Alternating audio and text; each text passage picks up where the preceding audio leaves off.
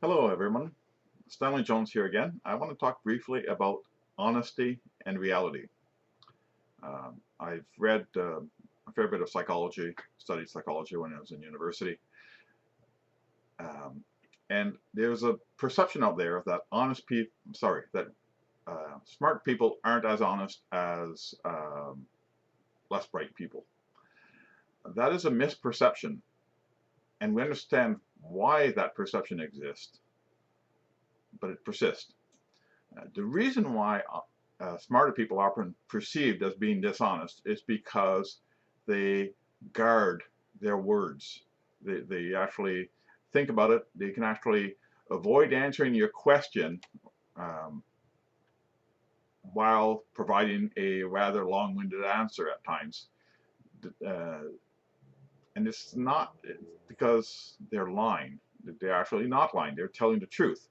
They're telling the truth while avoiding the critical facts that they don't want to reveal. That is not being dishonest. That is avoidance. You can call it whatever you want, but it is not dishonest. The less intelligent person in the same scenario will flat out lie, but that is perceived as being less dishonest because they gave a straight answer. Yeah, a straight answer that was a complete fabrication. Um, but you can you have to analyze the full data. Smart people are not less honest than less bright people. Uh, there's nothing to say that less bright people are more dishonest either. I think it's probably somewhat irrelevant. Level of intelligence and level of honesty are probably completely unrelated. I have a couple of examples. There was a topic that I brought up recently about um, Flat Earth Society. And right now, the Flat Earth Society and the Flat Earth believers are a bunch of lunatics who actually seem to believe the Earth is flat. But when I was in college, I had a college teacher who claimed he was a member of the Flat Earth Society. And he was one of the brighter teachers I had in college. Um, he was well regarded by all the students, and he certainly knew that the Earth was a sphere circulating the sun. He understood astrology, he understood physics, he understood all that kind of stuff, and he would admit that in private conversation. He said that the Flat Earth Society um, Pledge of Allegiance, if you like, was that you would not admit that the Earth was not flat in public discourse. But you can't resort to lying. You cannot say, the Earth is flat because, and make up some random excuse that doesn't exist. You could argue that the boat that disappears over the horizon when it's sailing out to sea could also be explained with a flat Earth theory. You're not lying. You're saying there are other things that could also explain that same phenomena. And that goes with nearly every phenomena that's associated with the spherical Earth. The Flat Earth Societies can have an explanation for, if you like, each of the phenomena. And when a Flat Earth Society member of the old elk that actually knew the Earth was round, they could use those arguments on each of those points.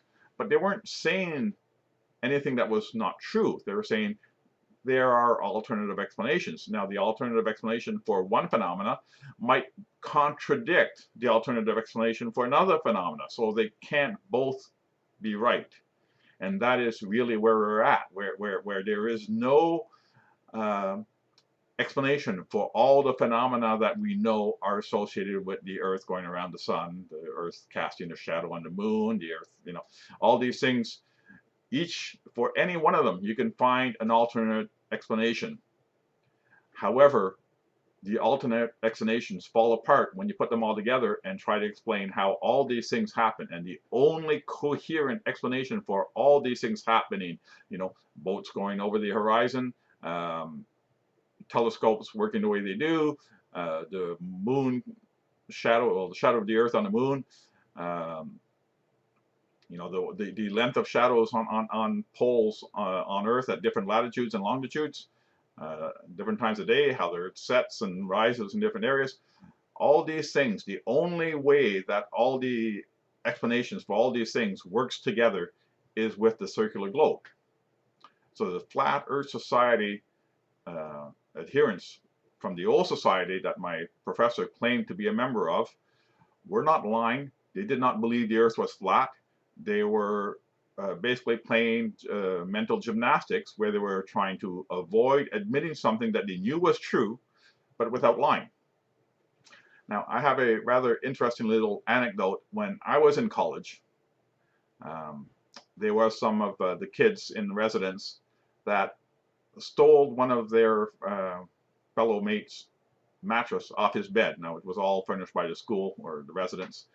And they came running into the kitchen where I was preparing dinner, and they threw the mattress against the wall and gave a brief explanation about, you know, the kid we stole the mattress from. He called the guard on us, and he's looking for the mattress, and the guard's in a bad mood, and please don't rat on us, and ran off. I knew the kid that, I knew all these people. So the cop comes into the kitchen, and the cop is literally standing a couple of feet from the mattress, but he's in the doorway. And the mattress is on the wall next to the doorway. If he had turned and looked over his right shoulder, he would have seen the mattress. And the kid whose mattress was stolen is with the guard, and they're rather énervé, rather you know, anxious about the whole situation. And the guard says, you know, have you seen the mattress? And I said, well, what are you talking about? What happened? And I started asking, you know, well, why did they take his mattress, and who took his mattress? And the kid whose mattress was stolen says, well, let's go. We gotta find my mattress here. So they run off and continue looking for the mattress elsewhere. He was literally feet from the mattress. There was nothing between the guard and the mattress. It was an open doorway. It didn't have a door on it. It was just a doorway. And had the guard come in a couple more inches, he probably wouldn't have been able to avoid seeing the mattress. But he never looked over his right shoulder. I never lied to him. He asked if I had seen a mattress, and I wanted to find out what mattress I was supposed to be looking for. I mean, they could have been looking for a completely different mattress for all I know. So, you know, I was asking descriptions, asking details, but I never lied.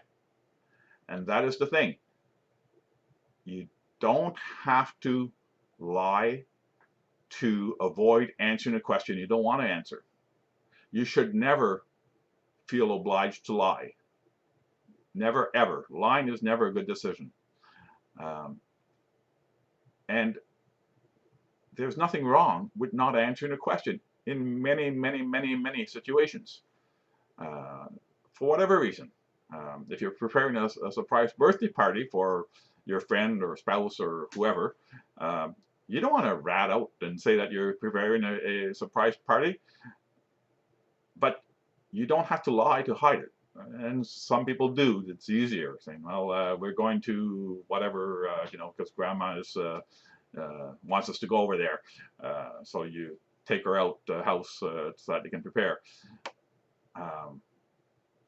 That may be lying, but there's probably no reason for that. Maybe you could, if you need to take them out the house to prepare for other people to prepare for a surprise party, you could suggest that you go somewhere that they want to go, and then you don't have to lie to them.